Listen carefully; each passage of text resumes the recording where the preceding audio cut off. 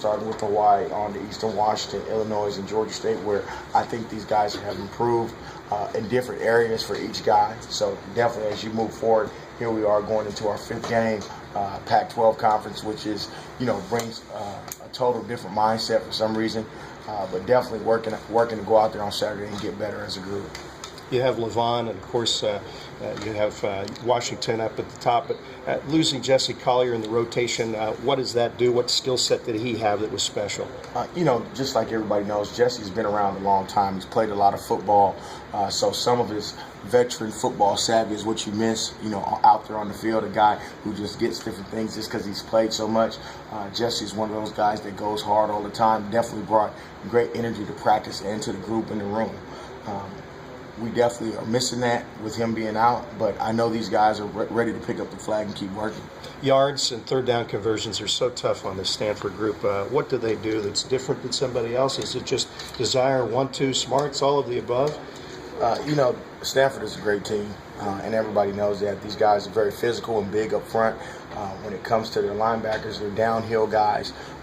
For us, we just have to make sure we're physical, if not more physical, and be ready to break tackles in the run game, hit creases in the run game, and then when it comes to holding up and pass protection, we have to be physical and attack those guys in the backfield. So yards after contact, is that a big deal this weekend? That's a very big deal this weekend. It should be a big deal every weekend, but that's always a part of being a running back. Anybody that can run, me and you can run through wide open holes. It's the ones that are creases that we have to worry about, guys being able to put their foot in the ground and plant and break an arm tackle.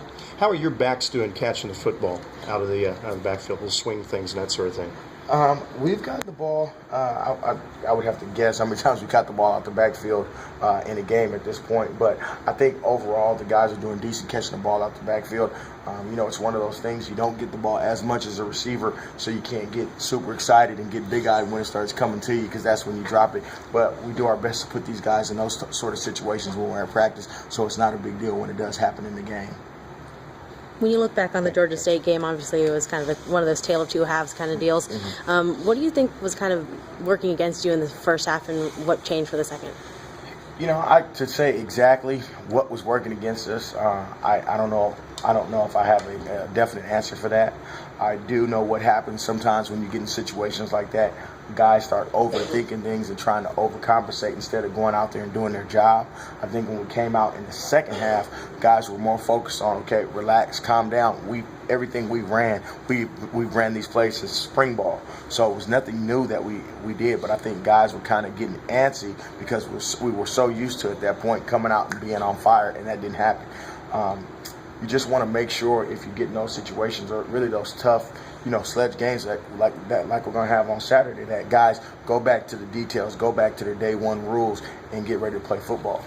Is it one of those things where it's kind of something you need to learn a trial by fire, and it will make you stronger for this season or for this weekend?